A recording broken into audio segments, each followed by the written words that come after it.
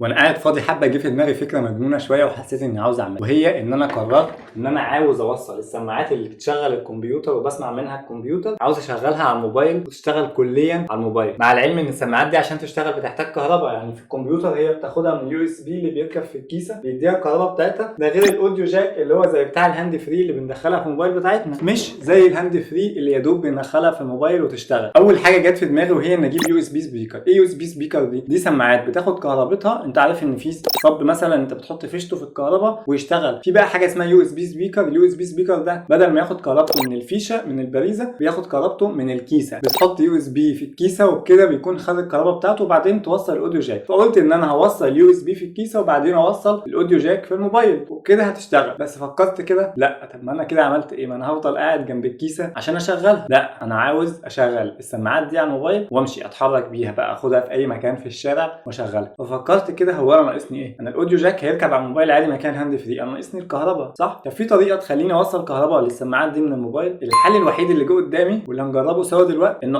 يعني ممكن الفكره بس ان انا عاوز اوصل اليو اس بي ده في الموبايل، وموبايل مدخله يو اس بي سي مش يو اس بي اي اللي احنا عارفينه بتاع الفلاشات. للي مش عارف ده اليو اس بي اي وده اليو اس بي سي. ازاي بقى اوصل مدخل السماعه اليو اس بي اي ده ان هو يشتغل في الموبايل؟ قلت في دماغي ان الحل ان انا اجيب اوتو جي، توصيله اوتو جي، وبكده هتحول لي اليو اس بي ادخله هنا وادخل اليو اس بي سي في الموبايل. فتعالوا نجرب الموضوع ده ونشوف السماعه تشتغل ولا لا. دلوقتي انا جبت موبايل اندرويد عادي كده، وهاخد السماعه من هنا، هاخد الكابل بتاعها وهنيجي بعيد خالص عن الجهاز. فاحنا دلوقتي معانا السماعه، هنجيب الاوتو جي دي ونركب فيها اليو اس بي اي ركب تمام. بعدين هنجيب الموبايل. دلوقتي اليو اس بي ده ممكن يخش معانا جوه الموبايل، هندخله، بس ده مش كفايه، لازم نشغل توصيله الاوتو جي دي من هنا. فهنفتح السيتنج ونكتب اوتو جي كونكشن كده. انا شغلت وبكده المفروض ان السماعه دي حالا واخده كهربتها من الموبايل. فاضل ان احنا نوصلها بالموبايل ونجرب. بسم الله. حلو، نجرب بقى.